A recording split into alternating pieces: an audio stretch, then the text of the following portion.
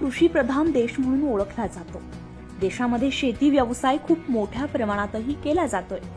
परंतु शेती व्यवसायात टिकून राहण्यासाठी जिद्द, चिकाटी आणि मेहनत देखील करावी लागते. तसंच अचूक नियोजन देखील करावं लागतं.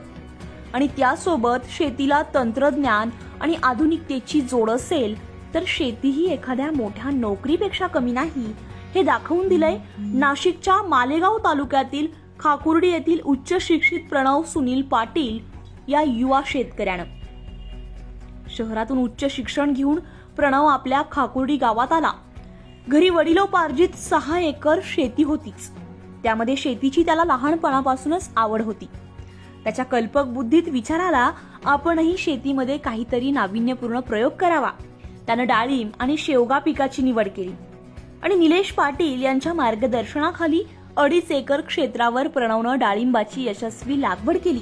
विशेष म्हणजे डाळिंबाच्या पिकाचे अगदी सेंद्रिय पद्धतीने उत्पादन घेतल्यामुळे त्यांच्या डाळिंबाला बाजारात चांगलीच मागणी वाढली आणि पहिल्या 2 बहारातच खर्च वजा जाता तब्बल 10 लाख रुपये नफा मिळवला. तर तिसऱ्या बहारातून 15 ते 18 टन उत्पन्न मिळणार आहे. आणखी खर्च वजा जाता 18 लाख रुपयांचा नफा त्यांना अपेक्षित आहे. आमची खाकुर्डी परिसरात 6 एकर वडिलोपार्जित जमीन आहे. त्याच्यापैकी 2.5 एकर क्षेत्रावरती आम्ही 3 वर्षापूर्वी डाळिंबाची लागवड केली आहे. डाळिंबाच्या या क्षेत्रामध्ये 950 झाडं आहेत. तर हा डाळिंबाचा 3रा बहार आहे. निलेश पाटील यांच्या मार्गदर्शनाने प्रोत्साहितून आम्ही हे डाळिंबाचं नियोजन केलेलं आहे. दुसऱ्या बहाराला आणि पहिल्या बहाराला खर्च वजा जाता पहिल्या बहाराला 3 लाख आणि दुसऱ्या बहाराला 8 लाख खर्च वजा जाता आम्ही उत्पन्न घेतलेलं आहे. आणि या बहाराला सुद्धा जवळजवळ 131, 130, 35च्या रेटने मागितला गेलेला आहे. पण आपल्याला 150 प्लसची अपेक्षा आहे. एक्सपोर्ट क्वालिटीचा माल आहे. पूर्ण जवळजवळ सेंद्रिय पद्धतीने 80% बागा आम्ही या ठिकाणी पिकवलेला आहे. त्याला सर्व गाईडलाईननी हा बाग केलेला आहे. मी प्रणव सुनील ठाकरे, राहणार खाकुर्डी, तालुका मालेगाव.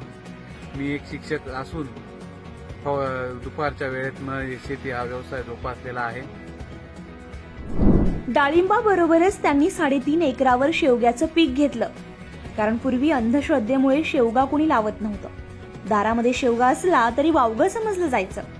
आणि याच अंधश्रद्धेला फाटा देत प्रणवने हा प्रयोग कमालीचा यशस्वी ठरवलाय.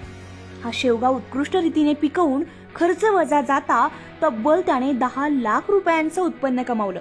सगळ्यात आधी सर मला एक दिवशी एक शॉपवर भेटले की बुवा आपल्याला डाळिंब लागवड बद्दल मार्गदर्शक पाहिजे. मग थोडीशी माहिती दिली सरांना ऑर्गॅनिक बद्दल, त्याच्याबद्दल. तर सर म्हणे चला आपण करू सुरुवात. तर 4 वर्षापासून मी हे झाड लागवडीपासून मार्गदर्शन केलं आणि लागवडीपासून मार्गदर्शन करून आज जास्तीत जास्त सरांना म्हटलं आपल्याला ऑर्गॅनिक कडे वळायचंय. कारण पेस्टिसाइडचा आपल्याला खर्च परवडू शकत नाही शेतीला. तर मी त्यांना सगळ्या टोटल 10 प्रकारच्या स्लरीज टँकमध्ये तयार करायला लावल्या आणि ड्रीपद्वारे 1 आठवड्याला दशपर्णी अर्क असो, सॉइल अर्क असो, दही दूध असो, अशा पद्धतीने ताक गुळ असो, हे कॉम्बिनेशन मी त्यांना कंटिन्यू करत आज सरांना आज मी 2 भार काढून आज 4था भार डाळिंबाचा तयार करून दिलेला आहे.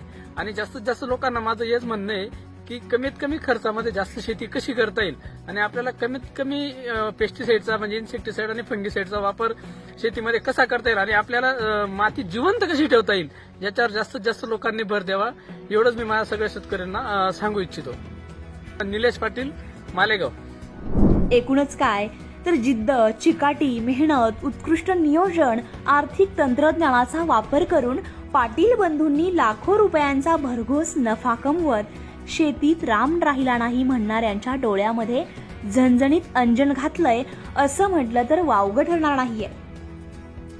लोकमत.com साठी अशोक बिद्रीसह किरण नाईक, मनमाड, नाशिक.